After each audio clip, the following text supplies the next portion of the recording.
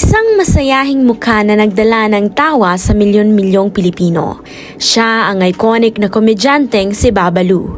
Pero sa likod ng kanyang kakatawa, may isang kwento ng kalungkutan at pagsisisi na hindi alam ng marami. Ako po si Madam Ningning at ngayong araw, aalamin natin ang buhay ng iniwang komedyanteng si Babalu at ang kanyang naging relasyon sa kanyang anak. Isang kwento ng pamilya, tagumpay at pagkukulang.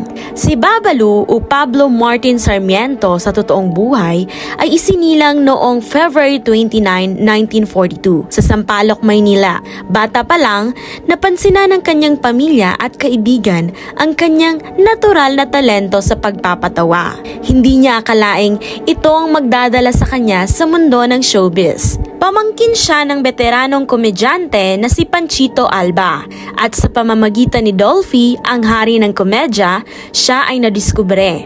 Nagmarka si Babalu dahil sa kanyang natatanging hitsura at estilo sa pagpapatawa. Sino ba naman ang makakalimot sa kanyang malaki at prominenteng panga na madalas niyang gawing biro sa kanyang mga pelikula? Isa siya sa mga naging pinakakilalang komedyante noong dekada 80 at 90 na naging bahagi ng mga programang tulad ng School Bukol, Home Along the Riles at iba pang mga box office hit na pelikula. Ngunit sa kabila ng kasikatan, ang personal na buhay ni Babalu ay hindi kasing saya ng kanyang mga pelikula. May mga belitang noong kasagsagan ng kanyang karera, masyado siyang abala sa trabaho, kaya't hindi siya nagkaroon ng sapat na oras para sa kanyang pamilya, lalo na sa kanyang anak mula sa unang asawa.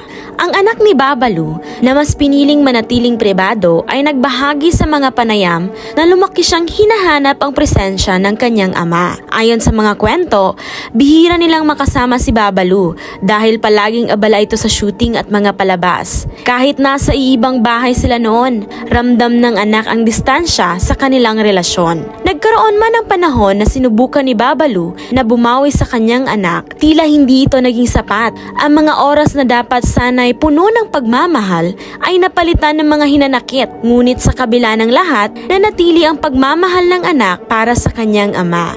Noong huling bahagi ng dekada 90, nagsimula nang magbago ang kalagayan ng kalusugan ni Babalu. Siya ay na-diagnose na may liver cirrhosis, isang kondisyon na dulot ng labis na pag-inom ng alak na karaniwang nangyayari sa ilalim ng stress o sobrang trabaho. Ayon sa mga malalapit sa kanya, kahit nasa ilalim ng matinding karamdaman, sinubukan pa rin ni Babalu na magtrabaho upang masuportahan ang kanyang pamilya. Sa panahong iyon, nagkaroon sila ng pagkakataong magkaayos ng kanyang anak. Ayon sa kwento, sa kabila ng mga pagkukulang sa nakaraan, naging mas malapit sila sa huling mga taon ni Babalu. Ngunit hindi nagtagal, noong Agosto 27, 1998, pumanaw siya sa edad na 56. Ang pagkawala ni Babalu ay nagdulot ng matinding lungkot, hindi lang sa kanyang pamilya, kundi pati na rin sa industriya ng showbiz. Ang kanyang mga kasamahan, tulad ni Dolphy at iba pang mga komedyante,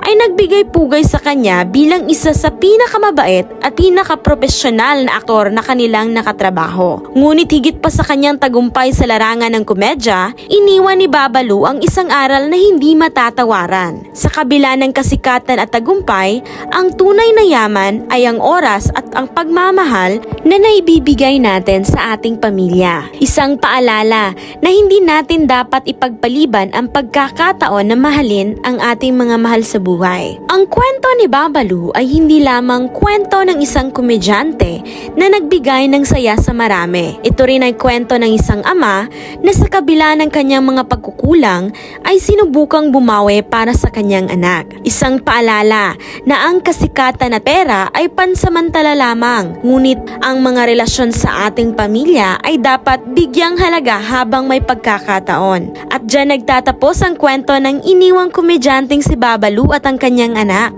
Ano sa tingin niyo ang pinakamahalagang aral mula sa kanyang buhay? I-comment na ang inyong opinion sa baba at huwag kalimutang mag-subscribe para sa iba pang kwentong puno ng aral at inspirasyon.